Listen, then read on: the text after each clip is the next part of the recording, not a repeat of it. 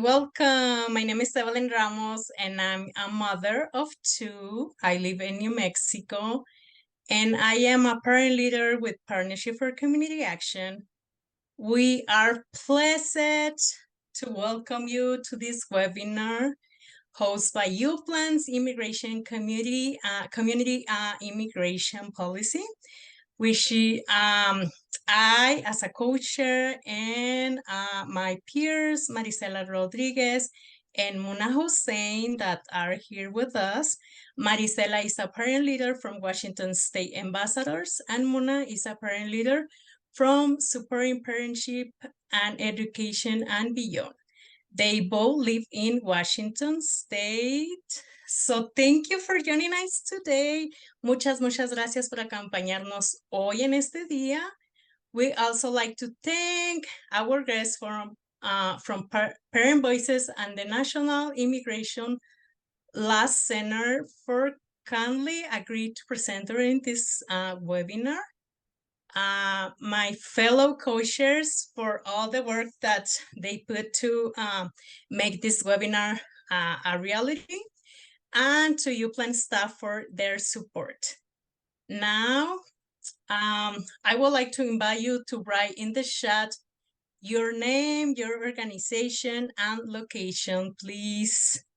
Por favor, díganos de dónde son, qué organización y el estado donde viven. Our goal for today is to learn together and work towards creating more inclusive nation that serves all our families. During the session, we will discuss contribution, inquiries, and policy recommendation for undocumented families. Our guest speakers will go deeper into this topic.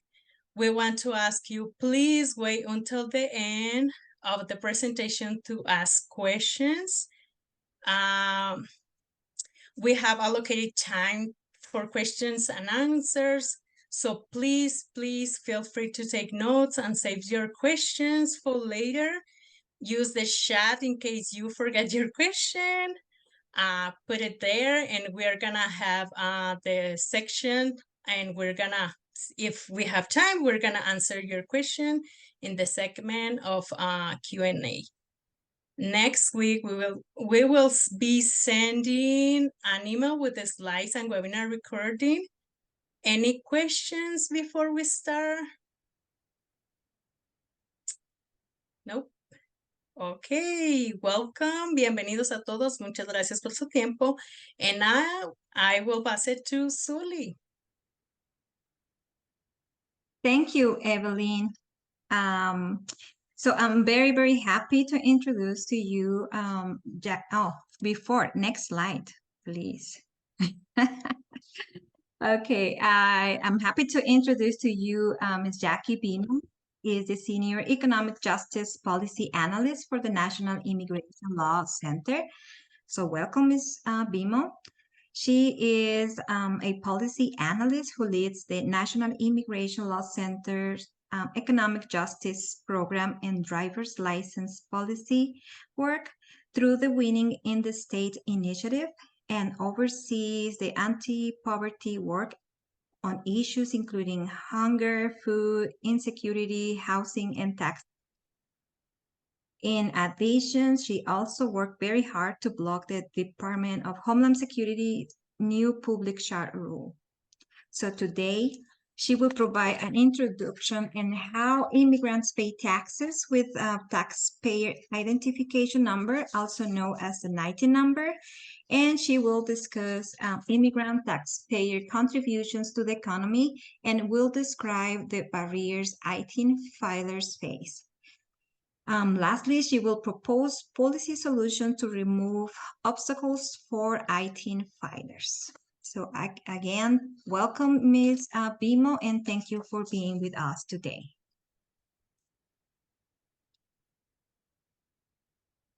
Next slide, please. Ms. Bimo. Jackie, we're ready for you. Hi, everyone. Welcome. I'm Jackie Vimo, and I'm excited to talk to you about ITINs and tax policy for immigrants. I know taxes are everyone's favorite issue. Next slide, please. ITINs. So the first question, next slide, is what exactly is an ITIN? I don't know, many of you may have heard of this, some of you may have ITINs, but an ITIN is an individual taxpayer identification number. It's a tax processing number that's issued by the IRS, and it consists of 9 digits beginning with the number 9. So you know that it's an ITIN when it begins with the number 9. And they've issued, the IRS has issued ITINs since 1996 to both taxpayers and to their dependents who are not eligible to obtain a Social Security number. It's also important to know that ITINs are issued on letters, not cards. There's no ITIN card. Next slide, please. Really important, I think the most important lesson I want everyone to take away from here, and maybe folks already know this, but federal law requires all individuals that have U.S. income, regardless of immigration status, to pay taxes. There's no get out of jail free card. There's no I don't have to pay taxes because I'm an immigrant. Everyone who's in the United States and earning income here needs to pay taxes. So the IRS provides ITINs to people who are ineligible for a Social Security number so they can comply with federal tax laws. Next slide, please. So I think it's also really important when we talk about who is an ITIN filer. People often who know about ITINs think, oh, everyone who has an ITIN is undocumented. Well, that's not the case. There are lots of other people who have ITINs who are not undocumented. For example, someone who is a non-resident who's required to file a tax return. And sorry, we're using the word alien here. That's the U.S. tax law and immigration law term. It's someone, the most typical case of someone who is an ITIN filer is someone, for example, who is not undocumented, would be, for example, the spouse of someone who's here on a work visa, as an example. So if your husband or wife has a work visa here and you're accompanying them in the US and you're here lawfully present, you could be issued an ITIN, so you could pay taxes. Next slide, please. I'm slowing down a little bit to let the interpreter catch up. I'm sorry, I'm a fast talker.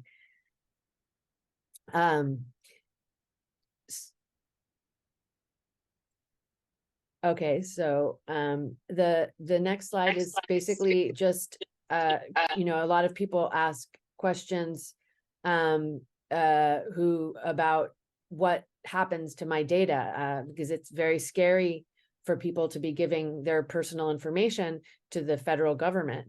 And I'm just here to tell you that under current law, there are very strong confidentiality provisions for tax filing data that's held by the IRS. That's 26 US Code 6103 is the part of the tax law. I've been doing this for about 25 years, and I've never heard of the IRS inappropriately sharing data, tax data with anyone. They take the confidentiality very seriously. Next slide, please. Okay, so why would you want to get an ITIN? There are a number of different benefits that ITIN provides. You know, first and foremost, it allows you to comply with federal tax laws, you know, so that you can do the right thing and follow the law. Secondarily, an ITIN can help you and your family receive tax credits. So, for example, the child tax credit is a tax credit you might be able to receive. And we'll talk about that shortly. And you can use that money however you want. You can also use an ITIN to get a bank account, an auto loan, a mortgage, a credit card. You can use an ITIN much like you use a social security number to have access to different financial services. Also, ITINs can enable you to receive payments for employment settlements. If you are in a lawsuit with an employer and that employer has to pay you a settlement, you'll need an ITIN in order to receive that settlement. And then finally, and most importantly, showing that you've paid taxes can have a positive impact on your future immigration proceedings. Next slide, please.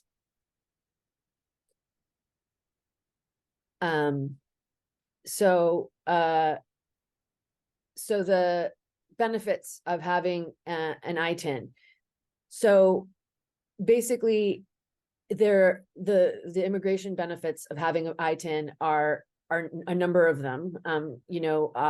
Basically, if you file taxes with an ITIN, that can actually be used if you have an opportunity to change your immigration status in the future. You can use it as proof of your income, of your residence in the United States, of your marital status, and of what's called good moral character. When you apply for your immigration status, they're going to ask, were you a good moral person? Paying taxes is a way to show that you have a good moral character. And that's something that they will consider as part of your immigration case. Next slide, please. Okay, so up next, we're going to talk about what kinds of contributions immigrant taxpayers make. Next slide, please. So again, as I mentioned, immigrants pay taxes too.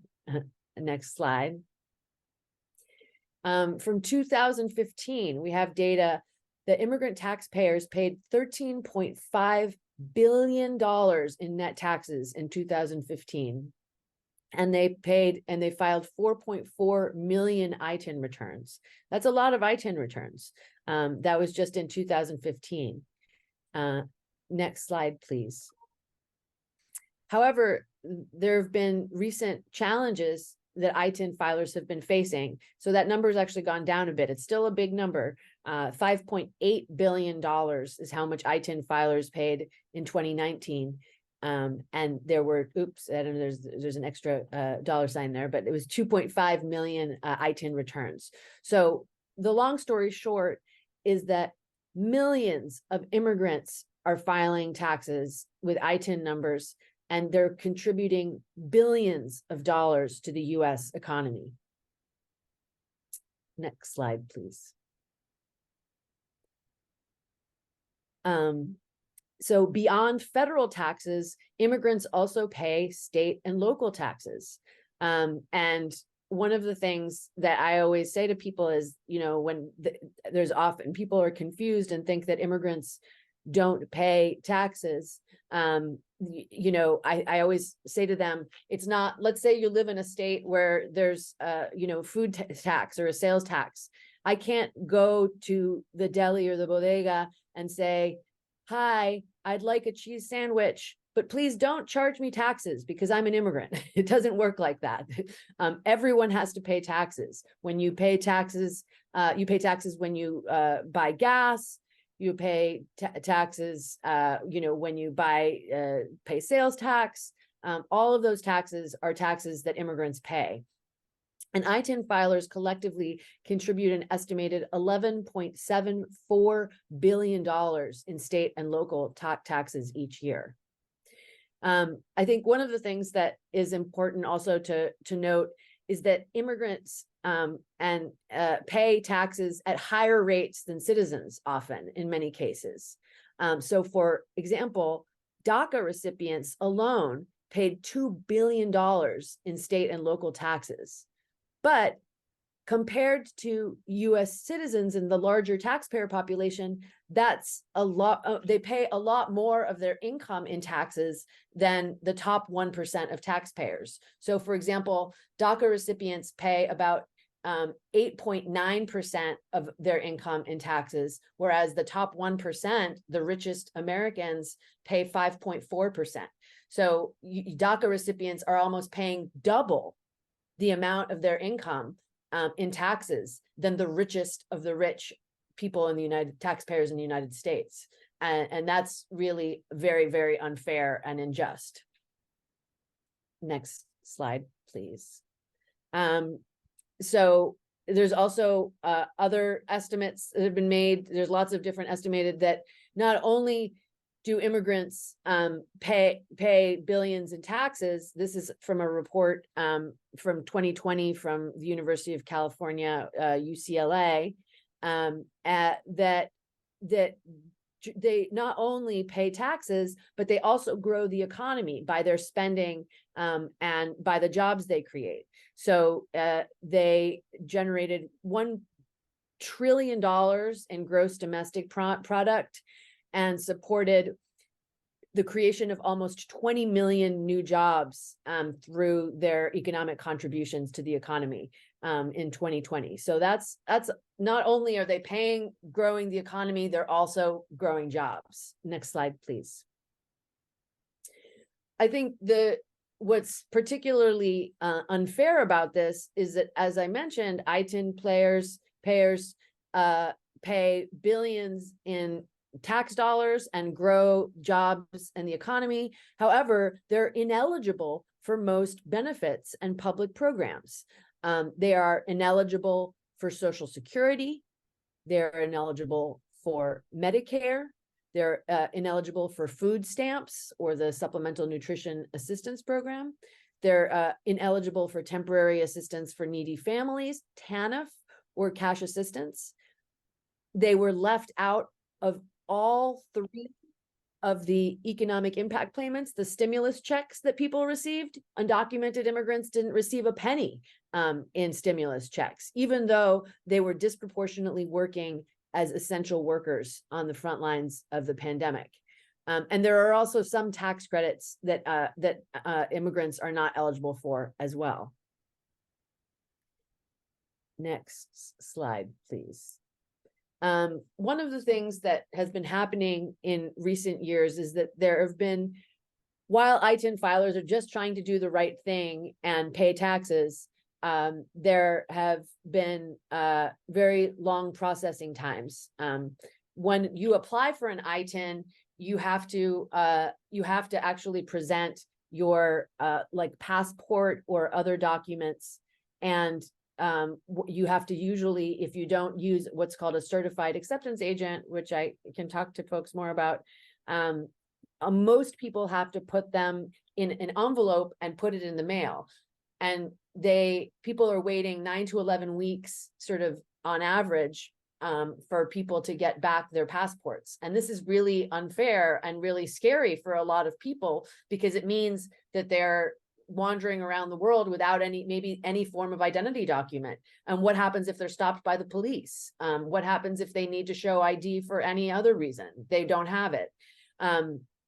They also require people who are applying for an ITIN to file a tax return with their application. So even before you actually get an ITIN, you have to file taxes, and that might be very difficult for some people.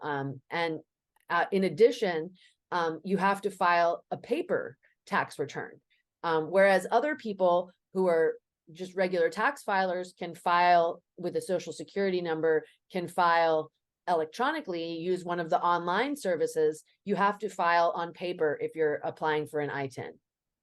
And we're just not seeing that there are enough levels of assistance for ITIN filers out there. There's this program called the Certified Acceptance Agent Program that provides support for ITIN filers, but they've had a moratorium. They've had a pause on this program since August of 2022. So it's been a really long time since there's been the kind of support that ITIN filers need. Taxes are very complicated, and they need, and applying for an ITIN is very complicated. And without that support, it's a huge barrier. And also, there's a lack of outreach and language access. Many people are not able to get help filing their taxes in the languages that they speak, or they don't know that they have to file taxes, or they've never heard of an ITIN. So more work is needed in that area. Next slide, please. I think the other important thing to note is that 1 in 5 children who are experiencing poverty in the United States has an ITIN holder parent. And so one of the big success stories of the pandemic, if you could say that there was any success during the pandemic, was that when they expanded the child tax credit, it lifted millions and millions of children and families out of poverty. However, other tax credits like the earned income tax credit are not available to people with ITINs. And so lots of people are not able to benefit from those tax credits. And we could really fight poverty more if we didn't have the same barriers that ITIN filers have. Next slide, please. So just quickly, I'm going to just talk about the tax credits and then we can get to questions. Next slide, please. So as I mentioned, there are 3 sort of big tax credits. There's the earned income tax credit, there's the child tax credit, and then there were the economic impact payments, the stimulus payments. ITIN filers are ineligible for all 3 of those major tax credits. And that could be thousands of dollars that families are getting back in their pockets. But the federal government has decided that ITIN filers are not eligible for them. Next slide, please. Let's actually just skip this one. It's too much detail. So in the other thing that happened is the PATH Act that was passed in 2015 made ITINs expire. So when you get your Social Security number, it's yours for life. Unfortunately, the PATH Act made it so that all ITINs that were issued before 2013 have now expired. You had to renew them. And any ITIN that's not used on a federal tax return over the last 3 years has to be renewed. So let's say you didn't have to file taxes the last 3 years because you didn't actually earn any income. Now suddenly in the next year when you earn some income, you're going to have to renew your ITIN, show your passport, go through the whole process of filing a new application in order to file your taxes. Also very unfairly, the PATH Act prevented people from claiming the child tax credit or the American Opportunity Tax Credit retroactively, which means that let's say you have a chance to fix your immigration status. As people know, the child tax credit was pretty large. We're talking about $3,000, for example, that you could have gotten per child during the pandemic. But let's say because of the pandemic, you weren't able to file taxes that year. Other taxpayers can file to get that tax credit retroactively. Let's say I forgot to file taxes, or I was sick and I wasn't able to file taxes in 2022, 2021. I can go back now in 2023 and I can file my taxes retroactively and I can get those tax credits that were due to me. That's not the case for ITIN filers. Next slide, please. And then the next attack on ITIN filers came in the form of the Tax Cuts and Jobs Act in 2017. This was the Trump tax bill. The Trump tax bill required for the first time that the child tax credit, that the child claiming the child tax credit have a Social Security number. That means that 1 million children with ITINs lost the child tax credit thanks to Trump's tax bill. That's 1 million children that today cannot receive the child tax credit, which is one of the most powerful anti-poverty tools that we have at our disposal to make families stronger and healthier. Next slide, please. And again, 9 million ITIN filers were excluded from all 3 stimulus checks. Again, very, very, very unfair. Next slide, please. I think that this is particularly unfair that immigrants were excluded from pandemic relief because 78% of undocumented workers are employed in essential jobs as defined by the Department of Homeland Security. That's much higher than any other category of worker. What that means is if you're undocumented, you're more likely to be an essential worker. So while other people were able to shelter in place and were able to stay home during the peak of the pandemic and take care of their families, undocumented workers, because they were essential workers, were out working jobs to keep the country running and putting themselves and their families at risk. Next slide, please. I think that this is also just important to know that there were also tremendous disparities in terms of who got tax credits during the stimulus and during the child tax credit. And one of the things that we saw is that Latino or Hispanic families only received 78% of them received the stimulus payments compared to 96% of white families. So that's just really unfair that everyone should have been able to get it at the same rate. Similarly, with the child tax credit, 75% of Latino families received the child tax credit in 2019 or 2020, compared to 84% of white families. Again, these are because immigrant families and Latino families face unique barriers to filing taxes. Next slide, please. Okay, so there's just a number of different barriers that people face to filing to getting those tax credits. One of them is the public charge rules. People are scared often of applying for taxes because they worry that it'll affect their immigration status. And during the Trump administration, they attempted to change the so-called public charge rule to expand it so that people would be punished if they used certain public benefits, and they wouldn't be able to adjust their immigration status. But that rule is not in effect anymore. There's no negative consequences to receiving a tax credit. It won't hurt your immigration case if you receive the child tax credit. It won't hurt your immigration case if you receive any kind of tax credit. And so it's really very unfortunate that there are so many families out there that don't receive public benefits because of the fear that that's going to hurt their chance to fix their immigration status in the future. And again, there's not enough culturally competent outreach out there, you know, to help with people paying taxes. And it's not just Latino families, also other families that speak other languages also have those barriers. And also it's just expensive. People pay a lot of money to file their taxes. Low income families pay an average of $400 per tax year to file their taxes. That's a huge barrier. There needs to be more support, low income support for helping file taxes so that people who are trying to do the right thing and pay their taxes don't end up facing barriers because they can't afford to pay them.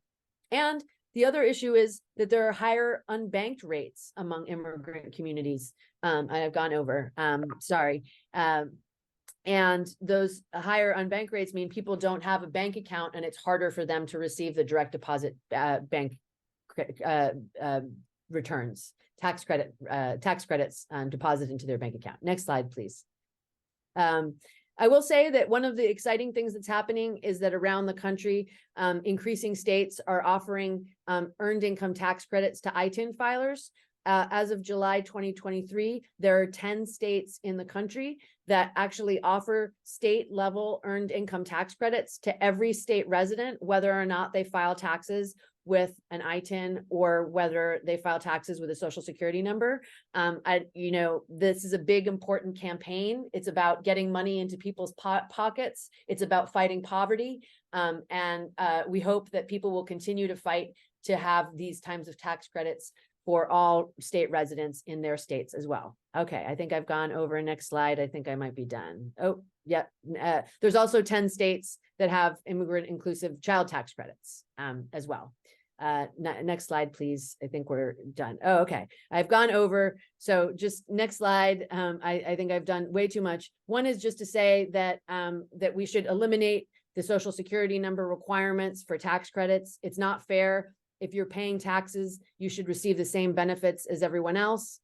They should also allow retroactive claims. If you weren't able to file taxes in a year, you should be able to get those taxes from back years, just like everyone else. And they have to reform the ITIN program. It's just too hard to get an ITIN right now. Next slide, please. And that's it. I've gone over by a few minutes, and I apologize. Too many slides, but with that, we can open it up to the questions.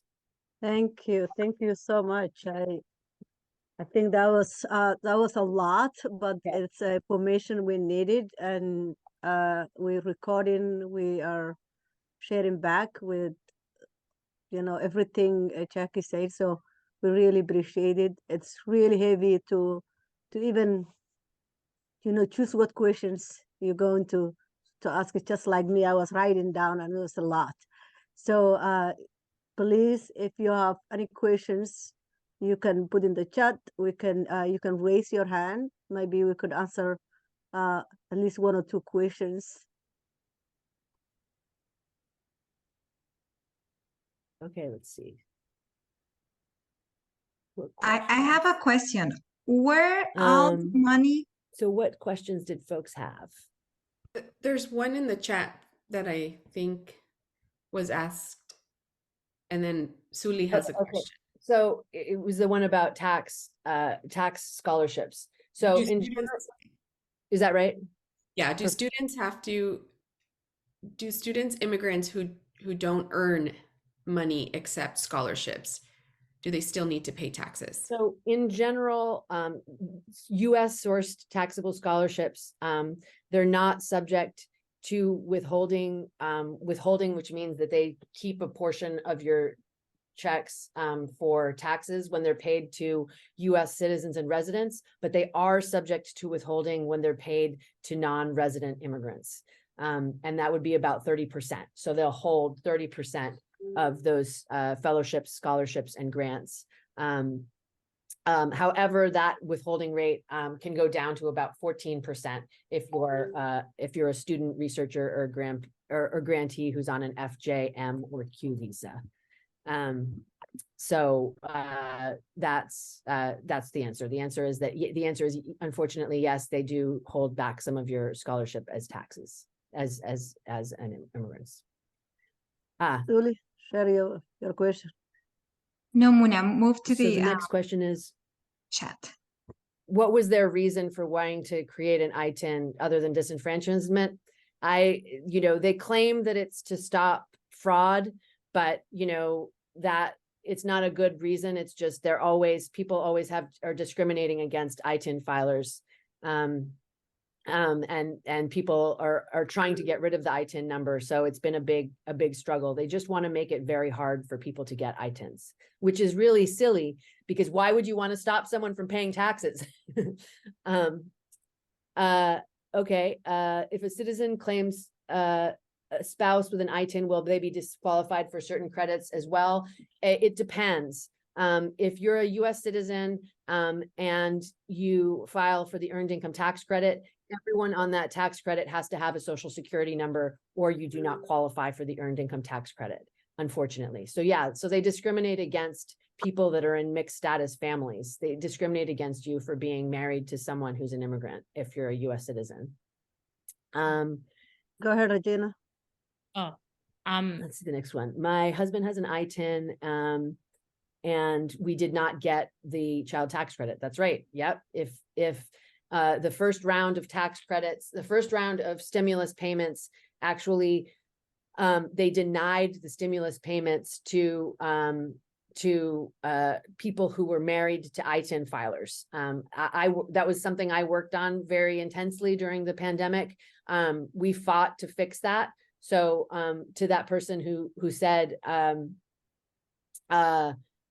that they were denied the first stimulus payment, even though they were a U.S. citizen. That was fixed in the second round of stimulus payments, and they did give the money retroactively. If you didn't, we should get in touch with me and we can talk. But you should, that was fixed. That was something that we fought for in the second round. Where does all that money that is not claimed go? Great question, Suli. That money goes to fund the Social Security program. It goes to fund Medicare. Right now, the Social Security program is not solvent. We're not going to have enough money to retire when a lot of us end up retiring in the future. There's not going to be enough money. The only reason that the Social Security program is solvent right now is because of ITIN filer contributions. What else? We're coming. Can you, Jackie? Oh, yeah. We're gonna save hopefully the questions in the writing in the chat, and we can answer anybody who is either raising their hands or had a question with us. Okay, so we'll do that. Regina, I think we're running out of time a little bit. Jackie, I wanted to ask a question pertaining to the FAFSA, because, you know, we work a lot with education system.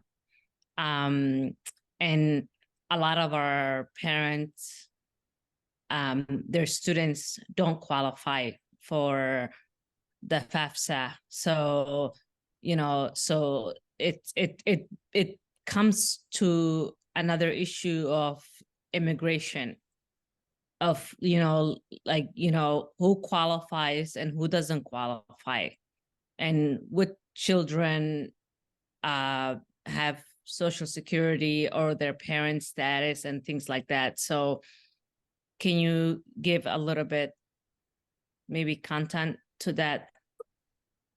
So we're actually working on fixing the FAFSA issue around ITIN filers right now. It's actually something that I'm working on with the Department of Education. Unfortunately, you're not eligible if you do not have a Social Security number, but if your parent has an ITIN, you shouldn't be denied FAFSA student aids.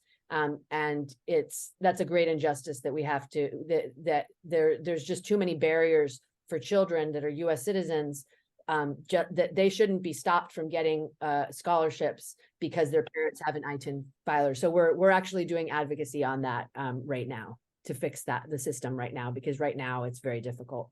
Yeah, if you can share any information with Muna. I work with Muna, so yeah, so that we can share that back with her. So we have a lot of our families do not qualify.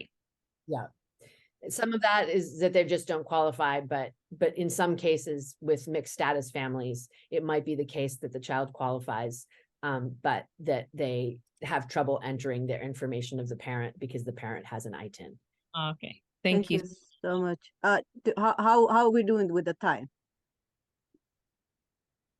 We are good. Like 2 more minutes. If someone has another question, we can take that question. If not, so I get a question, which is, you talk about the Social Security and Medicare, they're not getting it. But when you're taking a tax, when you're paying the tax, are they getting paying that also tax? Saying, they pay Social Security and they pay Medicare taxes. It gets taken out of your check like everyone else, and yet they're paying for the program and they don't get to benefit from it. It's very unfair. Okay. Anyone else? Maricela? Yeah, so when people are self-employed, do they also pay Social Security and unemployment when they file their taxes? That is a question. Self-employment rules have different taxes, but yes, everyone has to pay taxes. They just do it differently if you're self-employed. I mean, if you're self-employed and you are registered with that ITIN number, you should pay taxes just like everyone else. Thank you.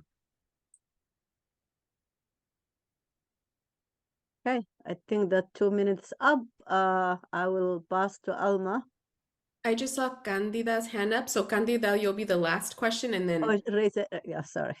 that's Thank you. okay. Go ahead, Candida. Sí, gracias. Mi pregunta es, una persona, por ejemplo, que ahorita tiene ITIN number, si en el futuro arregla su situación legal, ¿pueden pagarle todos esos años que trabajó ilegalmente o ya no? ¿Pero sabes cuando se retira la persona? They will have. Oh, when two different things. One is a person who has an ITIN. If that person didn't pay taxes during that time period, when they adjust their immigration status, they're going to have to pay all the taxes they didn't pay. They're going to have to pay back taxes. So it makes sense for if you're an ITIN filer and you're hoping to fix your immigration status in the future, pay now, because otherwise you'll have to pay in the future. There's no exemption of not paying them, and you will be asked to do that. Secondarily, the good news is if you have I've been paying taxes with an ITIN. I'm working with someone right now who's been paying taxes for 20 years, 40 years with an ITIN. And he fortunately was able to get sponsored for immigration status. So yay, he now has a social security number. Good news. He doesn't have to live in fear, but he wants to get credit for all of those years that he filed taxes with an ITIN so that his social security payments are higher. He's able to do that. You just have to write a letter to the IRS and there's a form and they will combine all of your ITIN and your social security number earnings so that you get a fair share of your social security benefits. So that's a really good thing. That's one of the only good news that there is out there. Thank you, Marisela. You are next. Thank you. Thank you, Jackie, for so great information that you provided. So much appreciated. So now is the turn for our second guest. They are, I would like to introduce our following guests from Parent Voices. They are located in California. They are Amaranta Silva and Yesenia Ortiz. Amaranta Silva is a community organizer for Parent Voices California. As an organizer, she organizes the Marin chapter of Parent Voices and leads Parent Voices immigration work as part of the Safety Net for All action. As an organizer, she has organized parents from across California state to participate in actions, testify, adherence, and attend coalition events in defense of immigrant rights. Amaranta joined Parent Voices as a parent member back in 2015 when she was looking for childcare for her son, Rafael. She quickly became an active leader with the Marin chapter and was hired as an organizing fellow back in October 2022. Yesenia Ortiz is a parent leader and she's a delegate for the Safety Net for All. And today, Amaranta and Yesenia will share with us about the bill, Senate Bill 227 presented by Senator Durazo. And the title of the bill is Safety Net for All Workers Act. Again, welcome Amaranta and Yesenia, and thank you so much for being us today with us. And let's see what you have. Thank you. Thank you, Marisela, for that beautiful introduction. First, I want to thank to all the team from UPLAN for inviting us today to present about this bill. We think it is really important to share with the community, and also it connects really beautiful with the presentation from Jackie. So thank you for that information too. Like if the people that are paying tax, they should be receiving something back, right? And just I want to take a minute to let you go and select your language. This presentation, it will be held in Spanish. So just make sure you select English or Spanish, either or, so you can list this accurate, okay? Entonces, como ellos dijeron, mi nombre es Amaranta Silva, soy la organizadora comunitaria para el condado de Marin, para Parent Voices, California. Y hoy vamos a estar hablando del Bill SB 227. Y para hacer un poquito de recorrido sobre la historia de Parent Voices es una organización que lucha por y aboga por el cuidado infantil en California. Y por muchos años hemos estado abogando por esto, ¿verdad? Y lo hacemos a través del desarrollo y la organización de base de nuestros padres porque sabemos que ellos son los expertos en el área. Pero de repente empezamos a tener muchos éxitos y empezamos a avanzar un poquito más rápido. Y regresamos con nuestros padres y les dijimos qué más querían hacer, ¿verdad? Y cuando ellos nos dijeron qué más querían hacer, nos hablaron de que querían tener grupos de violencia doméstica, de Cal Fresh, Cal Works, que se conoce popularmente como el programa de estampillas. Tenían también tener un comité de educación especial y un enfoque en inmigración, pero siempre nos vamos a tener nuestro fondo base, que es el cuidado infantil. Y dentro de este grupo de inmigración, empezamos a buscar algunos aliados y algunas organizaciones con las que pudiéramos unirnos. Y entonces, de eso es de lo que vamos a hablar hoy, de cómo Parent Voices se unió a esta campaña y qué es lo que esta campaña está abogando en California. Siguiente, por favor.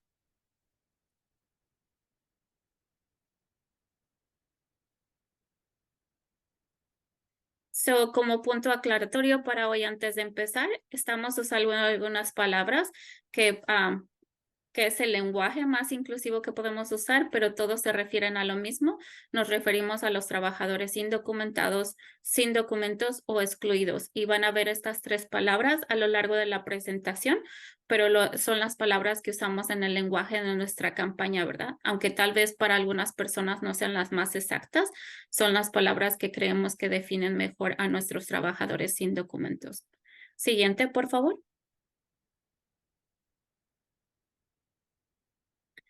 Y también les quiero recordar, si alguna pregunta surge durante la presentación, la pueden poner en el chat o las podemos hacer al número al final de la presentación.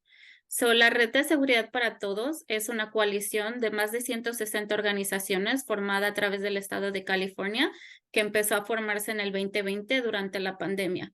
Y se empezó a formar porque precisamente comenzamos a ver lo que mencionaba Jackie anteriormente, ¿verdad? Nuestros compañeros trabajadores estaban aportando tanto en impuestos, pero no podían acceder a ninguna red de seguridad, mientras otras personas podían quedarse en su casa y trabajar desde la computadora. Nuestros trabajadores esenciales tenían que estar en las tiendas, en las gasolinerías, en los campos, en los hospitales o cuidando a los niños. Y entonces todas estas organizaciones comenzamos a traer esto a la mesa de cómo podíamos ayudar y apoyar a nuestros miembros y qué es lo que podíamos hacer todos juntos, una llamada al Estado para que eso cambiara. Porque sabemos que ellos estaban aportando, ¿verdad? Entonces, nuestro objetivo es ganar un beneficio de desempleo para los trabajadores excluidos indocumentados aquí en el estado de California. Siguiente, por favor. Estos son algunos de los datos que me gustaría compartir. Solamente aquí en California está estimado que hay 2.3 millones de californianos sin documentos, solo aquí en California. 1 de cada 17 de esos trabajadores no tiene documentos. 46% de los niños menores de 18 años en California tiene un padre inmigrante. Y este número quiero que lo pongan en contexto con el número que Jackie compartió anteriormente. Solamente en California, los trabajadores excluidos contribuyen 3.7 billones de dólares en impuestos locales y estatales. Y es billones con B. Es muchísimo dinero lo que ellos ponen a nuestra economía. Los empleados de California, a través del sistema de seguro de desempleo, en nombre de sus trabajadores aportan 485 millones anualmente. Esto quiere decir la gente que trabaja con una compañía y recibe un cheque, automáticamente le están quitando y esos trabajadores aportan en su nombre hacia ese fondo, ¿verdad? Entonces, todo esto se sigue sumando. ¿Pero qué obtienen ellos a cambio? Siguiente, por favor.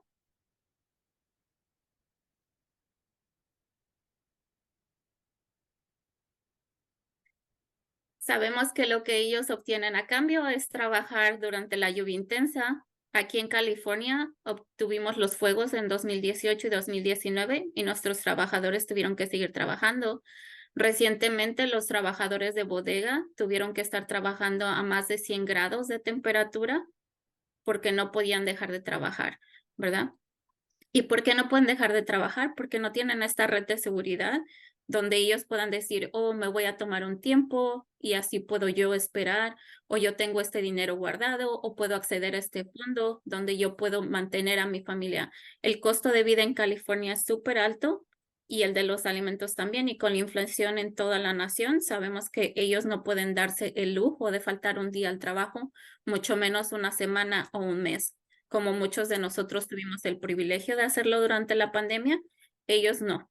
Ellos tuvieron que estar ahí y gracias a ellos es que pudo haber comida en nuestras mesas. Y eso es algo que nosotros, no solo como Estado, como nación, lo tenemos que reconocer, ¿verdad?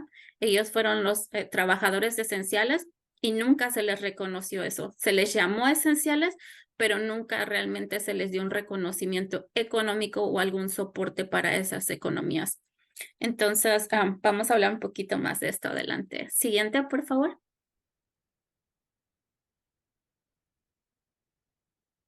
Yesenia nos va a compartir un poquito de lo que nosotros estamos proponiendo aquí en California y de cómo funcionaría esta propuesta. Buenas tardes para todos. Mi nombre es Yesenia Ortiz.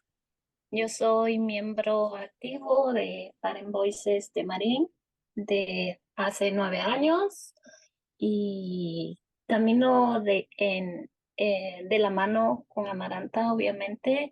He estado acá por 9 años y ahora soy un miembro de Safe Net for All, y soy delegada. Y yo les voy a hablar un poco acerca de la propuesta que nosotros, la propuesta que se ha llevado a la propuesta legislativa es la SB 227 para que el Estado de California proporcione $300 semanales hasta por 20 semanas para las personas indocumentadas que experimentaron desempleo, más que todo ahora en la pandemia, y lo puedo decir yo de mi parte, de un poco de mi historia, es que yo estaba trabajando y de un día para otro me dijeron, ya no te puedo dar trabajo, tampoco te puedo pagar, y o sea, mi esposo y yo quedamos los dos de la misma manera, sin trabajar. Entonces, estos $300 para nosotros fuera como un alivio de mucho, porque nuestros biles, nuestra renta, nuestra comida, nuestros hijos, no, todo eso no puede parar.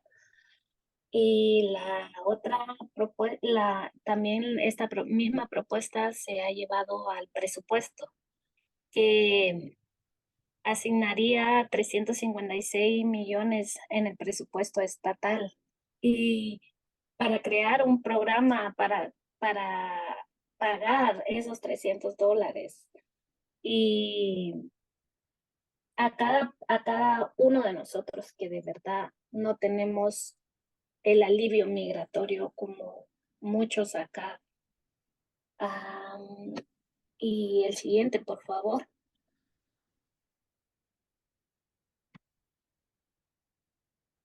Y ahora voy a hablar quiénes serían elegibles en el estado de California. Obviamente tienen que vivir en California a la hora de que se aplique por el beneficio, trabajar como empleado, también experimentar por lo menos una semana de desempleo, que creo que cuando fue la pandemia todos nos quedamos sin empleo por meses.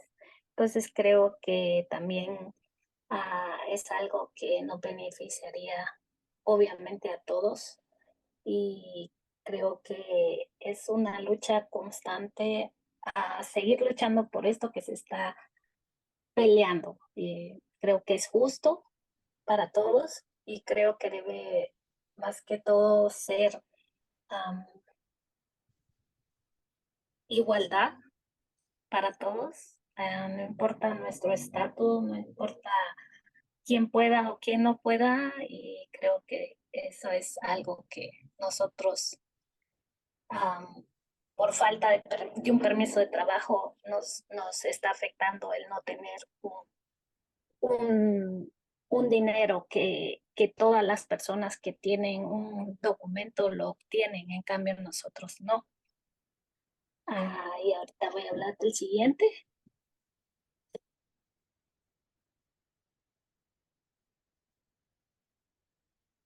Y estas son las partes de la privacidad que tiene esta propuesta. Porque la agencia no puede proporcionar ningún tipo de como compartir la información. La agencia no puede contactar a empleadores para determinar su situación laboral. Tampoco la agencia no puede compartir registro al menos que un tribunal lo pida.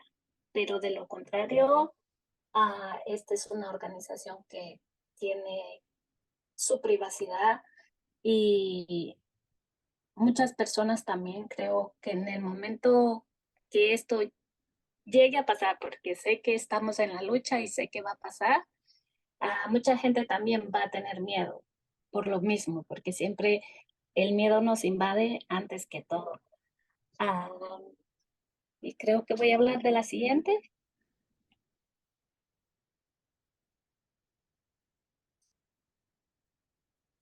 El proceso de decisiones.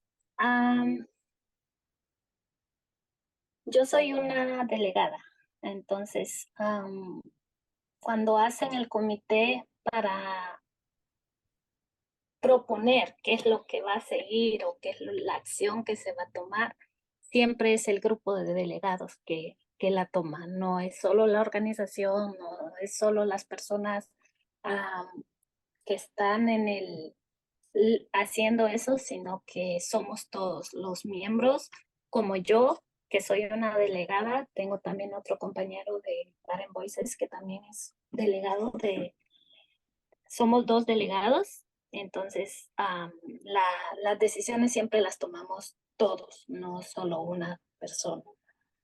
Y el siguiente, por favor. Y aquí les voy a dejar parte de las Acciones. Perdón. No te pongas nerviosa. Acciones. Ya, estoy un poco nerviosa, pero de las acciones que se han tomado, la primera fotografía es una marcha que se hizo en el Golden Gate en este año, creo que fue en abril 19, y en la segunda fue en el Capitolio. Sí, o el Sacramento. En Sacramento, en el anexo de Sacramento. Sí, fue de Sacramento y fueron 600 personas las que asistieron a esa marcha con nosotros. El siguiente, por favor. Estas son algunas de las otras acciones que hemos hecho. Marchas en la derecha, arriba a la derecha, pueden ver, y esa fue una visita que hicimos a la presentación demócrata en Los Ángeles, cuando se juntan todos los demócratas para hablar sobre su campaña. Ahí también los visitamos, y la foto abajo, visitamos la casa del gobernador como parte de una acción directa. Le cantamos las mañanitas, y todos los compañeros que ustedes ven ahí en el piso están representando a todos los compañeros que cayeron durante COVID. Gracias, Yesenia. Algo que quería retomar sobre la parte de nuestro siguiente, por favor. Sobre la parte de nuestra propuesta es que, como mencionó Yesenia, tenemos una propuesta que es la parte legislativa, que es todo como las notas, cómo va a ser la propuesta de ley y todo eso, ¿verdad? Y luego tenemos nuestra propuesta presupuestaria, que es nuestra pedida de dinero. Y tiene que ser un proceso similar y que vaya a la par, porque si solo presentáramos la propuesta legislativa y no pidiéramos el dinero, no se puede implementar el programa Y eso fue exactamente lo que nos pasó el año pasado. El año pasado hicimos todo nuestro proceso legislativo, pasamos por todos los comités y cuando llegó al escritorio del gobernador, el gobernador vino y dijo, ay, pues se me hace una muy buena propuesta, me encantaría firmarla, pero no pidieron el dinero necesario, así que la tengo que vetar. Y la vetó el año pasado. Y este año, como aquí pueden ver, recorrimos todos los comités, tenemos mucho apoyo de todas las cámaras, de los representantes demócratas y también de los republicanos, pero escuchamos también por parte de la oficina del gobernador que no era un buen año, que no había mucho dinero que pudieran distribuir y decidimos pararlo en el comité de apropiaciones porque este es un término de 2 años legislativos o tenemos la opción de jalarlo el siguiente año y continuar en la parte donde estamos. Pero si no hacíamos eso, corríamos el riesgo de que otra vez nuestra propuesta de ley fuera vetada. Y aquí ustedes pueden ver también esas son otras de las acciones que hemos hecho. Estamos en la esquina izquierda, estamos con Wendy Carrillo, que ella fue nuestra campeona por parte de la asamblea. En la foto del lado derecho, en una visita que le hicimos al asambleísta Phil Ting en San Francisco, porque él es la cabeza del budget aquí en California. Y en la de abajo estamos con la oficina del gobernador hablando en una de nuestras acciones. Y por lo que creemos que esto es súper importante, es por lo que mencionaban en la presentación anterior, ¿verdad? Nuestros trabajadores indocumentados aportan muchísimo dinero. Sin en cambio, no tienen acceso a ninguno de estos programas que los puedan ayudar cuando ellos están en crisis. Y creemos que esto es algo muy injusto, no solo aquí en California, sabemos que eso pasa en toda la nación, pero cuando vemos los números, California es uno de los estados que mejor ha recibido a los indocumentados y por eso tiene más, ¿verdad? Porque la gente dice, bueno, pues si allá me ayudan, para allá voy, pero realmente cuando hablamos de las ayudas que les pueden afectar directamente cuando hay algo tan fuerte como fue la pandemia o cuando vienen los incendios, ellos no tienen un programa al que puedan asistir. Y últimamente lo vimos con las inundaciones también en Fresno. Nuestros trabajadores que trabajan en los campos tenían que estar trabajando con el lodo hasta arriba de las rodillas y bajo la lluvia porque no pueden darse el lujo de decir, voy a tener que descansar estos 3 días o esta semana, porque si no, sus familias no tendrían algo para su mesa. Y esa es parte de nuestra presentación. Sé que hemos hablado mucho y sé que ha habido muchas preguntas en el chat acerca de los impuestos, pero también creemos que esta es una campaña que se puede expandir a otros estados para que así nuestros trabajadores con o sin documentos reciban el apoyo que necesitan. Porque como dijo Jackie, para mí eso es algo que siempre menciono. Pagan taxes cuando van a la tienda, pagan taxes cuando van a la gasolinería, pagan taxes hasta si compran una paleta o un chicle, zapatos, ropa, en todo están pagando impuestos, pero cuando ellos piden algo a cambio, no lo reciben. Y eso es algo que nosotros como seres humanos tenemos que reconocer y apoyar. Y voy a poner también mi contacto en el chat. Una vez más, quiero darles gracias por la oportunidad de dejarnos presentar hoy. También las gracias a mi compañera Yesenia y gracias a todo el equipo de UPLAN. Pues gracias a ti, Amaranta y Yesenia, por presentar muy buena presentación. Entonces, vamos a abrir el espacio para hacer preguntas. Vamos a empezar, si quieren hacerlas en voz alta antes de pasar a la caja de comentarios.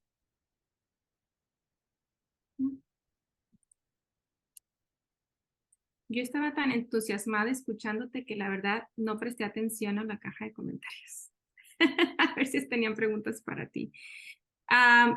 Bueno, ahorita tengo una...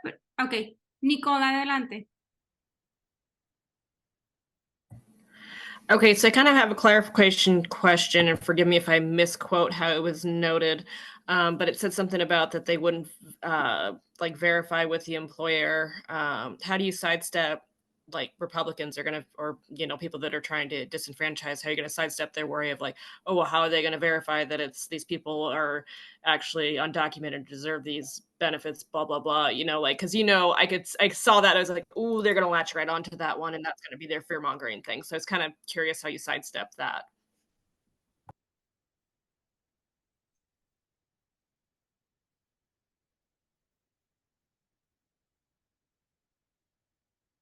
Muy buena pregunta, Nico. En nuestros años anteriores, uno de los requerimientos era que el empleador tenía que verificar regularmente como lo hacen como cualquier otra persona cuando piden por el desempleo. Sin embargo, se prendió un foco rojo en la comunidad de si le hablaban al empleador y le preguntaban por este trabajador que está aplicando para este programa, que es un programa creado específicamente para trabajadores excluidos, era el miedo de la comunidad por perder su trabajo, porque un empleador no quiere reconocer que está empleando una persona que está sin estatus, porque eso pone en peligro a las compañías. Entonces, es una parte del programa donde creamos que las organizaciones, que aquí es donde entran varias organizaciones comunitarias, son las que van a ayudar a verificar esos empleos.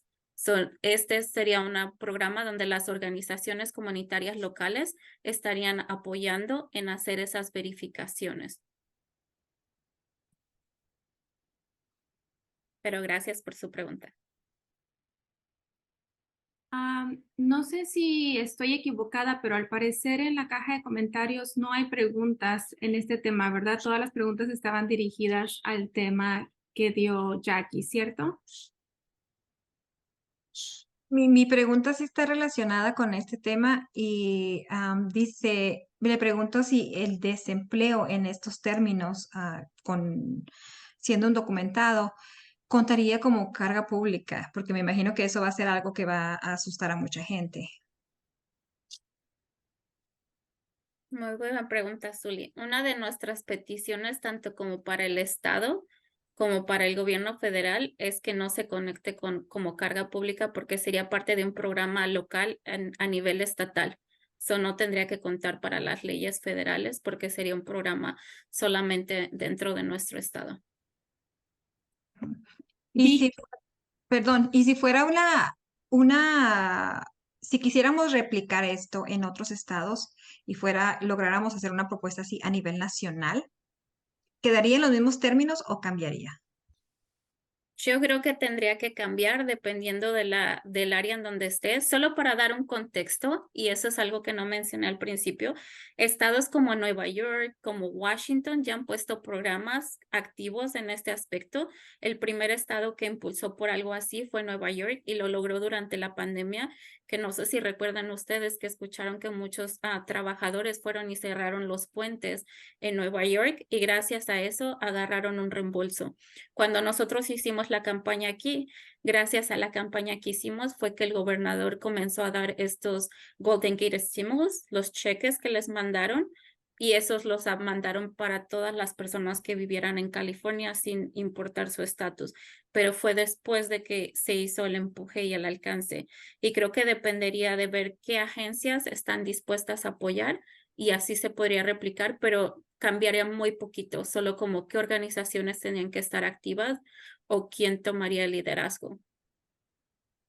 Y volvemos al mismo punto que mencionaba Jackie. Los sistemas después de COVID están muy atrasados y algo que nos ha detenido mucho es que el sistema de desempleo, el EDD, como se conoce en inglés, está muy atrasado después de la pandemia. Entonces, nuestra alternativa ha sido crear un sistema alterno que no tenga que ir sobre el EDD para que así podamos correr las aplicaciones de una forma diferente.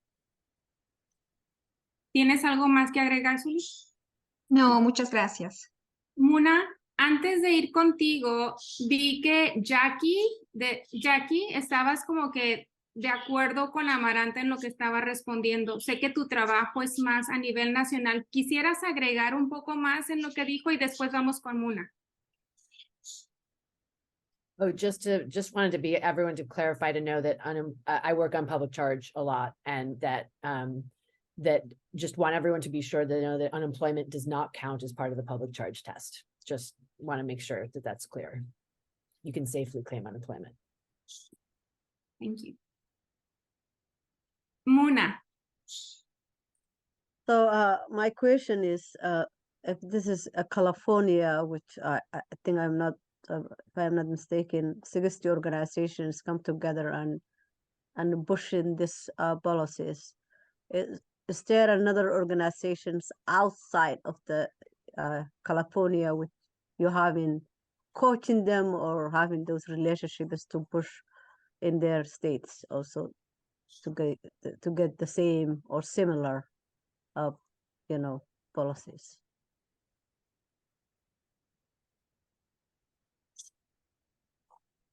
Sí, como mencioné, siempre estamos en contacto con la coalición que se generó en Nueva York, en Washington, y hay otro estado que no quiero equivocarme, pero creo que es Colorado, que también ya lo pudo pasar, y siempre estamos en contacto con ellos para aprender de cómo avanzaron y de cómo lo lograron.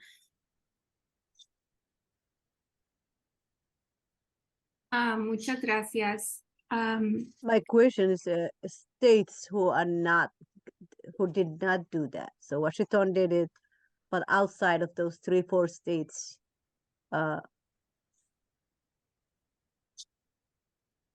Creo que eso sería parte de esta conversación y ese sería mi sueño, ¿verdad? Que las personas que están en otros estados y que están diciendo con su cabecita ahorita en sus pantallas, sí, esto resuena conmigo y tienen una organización, empezar a tener esas conversaciones de cómo podemos crear este movimiento a nivel nacional y no solo a nivel local, cómo podemos empezar a hacer nuestra batalla localmente para crecerlo en grande.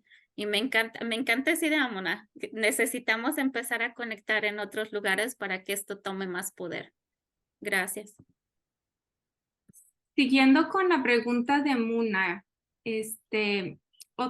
¿cómo hicieron ustedes, California, para convencer a la senadora Durazo? Ella fue la que está patrocinando, ¿verdad?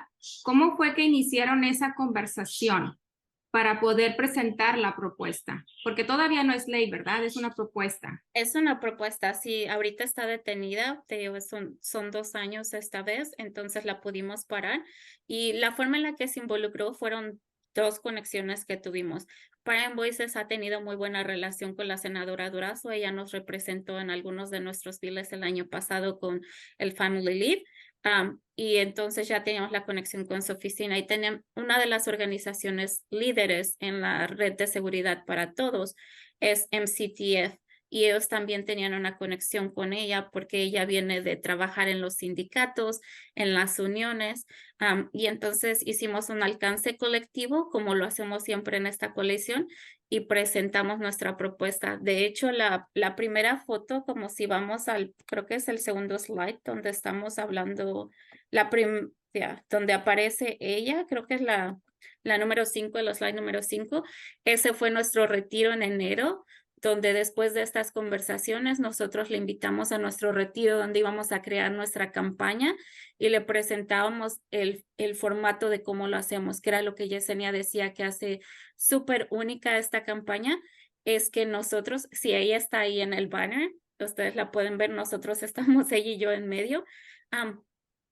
y eso es lo que hace súper única esta campaña, que las decisiones no son tomadas solamente por la gente que está arriba o por la organización, sino que nuestros delegados son los que toman las decisiones de cómo se va a correr la campaña. Y cuando presentamos esto a ella dijo, esto es súper único, yo es algo que quiero apoyar porque yo vengo de los sindicatos donde el trabajo lo hacen los trabajadores, ¿verdad? Entonces, así fue como logramos que ella nos dijera que sí, ha sido una muy buena campeona con nosotros todo este año y no nos ha soltado de la mano. Entonces, ha sido un muy buen compañerismo con ella. O sea que ustedes se unieron a una coalición, pero el corazón de la coalición es la comunidad que está más afectada. Correcto. Todas las organizaciones que estamos dentro de esta coalición, que como mencioné somos 160 organizaciones a través del estado, la mayoría trabajamos a nivel comunitario. No tenemos contacto directo con la membresía de 1 a 1 y la mayoría trabajan ya sea con trabajadores no solo indocumentados, pero como trabajadores en general. Y muchos de ellos son trabajadores en el campo, trabajadores de bodega, carwacheros, limpiadoras de casa, y trabajadores también de tiendas de grocery stores. Entonces, todos ellos nos hemos unido. Y dentro del OC, porque Prime Voices es parte del comité organizativo, solo somos 14 organizaciones que somos las que apoyamos en la toma de decisiones y todas somos organizaciones de base, que quiere decir que tenemos una membresía a la que estamos trayendo a esa toma de decisiones para que así la campaña pueda avanzar. Muchas gracias, Amaranta. De hecho, es queremos nosotros como comité empezar a ver qué podemos hacer a nivel estatal, ¿no? Y así ganar fuerza. Gracias. Gloria Rivas, adelante, ¿tienes una pregunta? Sí, me gustaría saber algún nombre de las organizaciones que ellas conocen que están trabajando en el estado de New York. Ahora no me voy a acordar de todos los nombres, pero sí te puedo poner en contacto con ellos porque sí tengo los nombres de las organizaciones y sé que ya lo puso Jackie. Jackie está conectada, creo que también con ese programa. Y muchas organizaciones han estado involucradas en esto. Ok. Pero ella gracias. ya lo puso en el chat, puso Make the Road en New York. Oh, ok, gracias. Y también si tienen familia allá, creo que ellos pudieron haber aplicado para esos programas, porque de hecho nosotros tenemos miembros que estuvieron en Nueva York en ese tiempo y ellos pudieron verse beneficiados de los alivios que ellos dieron allá. Sí, sí. Tuve información de eso, pero me gustaría como saber los nombres de las organizaciones. Gracias. No hay de qué. Y también va a ser una coalición, no va a ser como solo una organización, fue una coalición también. Son varias organizaciones. Ok. Muy bien. ¿Alguna otra pregunta? Yo creo que vamos a seguir como comité viendo de qué manera podemos recibir más recomendaciones en cómo unirnos, que nuestras organizaciones investigar, ¿verdad? Si las organizaciones a las que pertenecemos están siendo parte de una coalición. Y para mí es algo muy inspirador, ¿no? Como en esa coalición, el corazón de la coalición es la comunidad. Porque eso es lo que queremos, ¿no? Nosotros, todos los que somos miembros de UPLAN, eso es lo que queremos, que las personas que estamos siendo afectadas seamos las que estemos en la toma de decisiones, ¿verdad? Entonces, gracias, muy, muy inspiradora. ¿Algo más? ¿Alguien más en la caja de comentarios o en voz alta? Yo, soy yo de nuevo, Yesenia. Ahorita tus palabras me cayeron, como dijiste, me sirven de inspiración, porque somos gente común, ¿no? Entonces, esa es la razón por la que estoy un poco nerviosa al hablar y al explicar, porque yo soy un miembro común, pero soy un delegado que toma las decisiones, como cuando preguntan, o vamos a hacer cuando fueron a donde el gobernador en la mañana y todo eso, ellos preguntaron si estábamos de acuerdo y es la mayoría si está de acuerdo o si no, ellos respetan la decisión, no es que aunque digamos no, siempre sí se va a ir porque aunque digas no, siempre es como una decisión de delegados y esa es una base porque, y es lo mismo que también hacemos en Parent Voices, siempre los padres somos los que tomamos decisiones para hacer algo, entonces gracias por la oportunidad de haber hablado aquí frente a ustedes. Sé que estoy un poco nerviosa y que tal vez se me olvidó algo, pero siempre voy a estar apoyando a Parent Voices y la red de seguridad para todos. Y muchas gracias. Gracias, Yesenia. Y al contrario, gracias a Parent Voices por brindarte ese apoyo, ¿no? Y darte la confianza de estar aquí. Estás en un espacio seguro. Estamos entre hermanos, donde todos aquí nos entendemos y nosotros somos los expertos, Yesenia. Nosotros somos los profesionales aquí porque sabemos de primera mano lo que necesitamos, ¿verdad? Así que muchísimas gracias. ¿Algún otro comentario, pregunta? ¿No? Bueno, Yo solo quería hacer un comentario, pero solamente es una admiración para estas dos personas. Claro, también para la primera presentadora, pero estas dos mujeres, la verdad, se han robado mi corazón porque Me aguanto las lágrimas, pero de emoción, de ver esas grandes mujeres que no perdieron el objetivo de lo que ellos estaban diciendo, vamos a hacer esto por nuestra gente. Y me enamoro más porque dicen, somos gente común que sabemos de antemano, de primera información o primera clase, la necesidad que hay en nuestra comunidad. Y me parece muy bien y las felicito que sean ustedes quienes tomen las decisiones, porque ¿quién mejor que ustedes? No debemos de dejar que personas ya acomodadas en el gobierno vengan y decidan por nosotros porque es repetir la historia. Estamos cansados de eso. Así que mi respeto y me siento muy orgullosa por ustedes. Gracias. Unamos fuerzas también en Washington, Cándida. Pues muchas gracias, muy inspiradora. La primera sesión muy informativa, gracias Jackie, y la segunda, además de informativa, muy inspiradora. Muchísimas gracias. Ahora vamos con Evelyn. Gracias, Marisela, y muchas gracias a todos. Pues ha llegado el momento de terminar este webinar. Agradecemos por el tiempo que han puesto al estar aquí. A las presentadoras, muchas gracias. También les vamos a estar enviando todos la presentación, la información de las presentadoras. Nuevamente, gracias al grupo de UPLAN por tanto apoyo. Muchas gracias, Marisela, por todo. Y Muna, muchas gracias también por el esfuerzo que ponemos para traer esta información a nuestra comunidad, ¿verdad? Entonces, gracias a todos por haber estado aquí. Esperamos que la presentación haya sido de su agrado. Por favor, si pueden mandarnos algún email o algo de donde les gustó, pues lo apreciamos mucho. Gracias y nos estamos viendo pronto.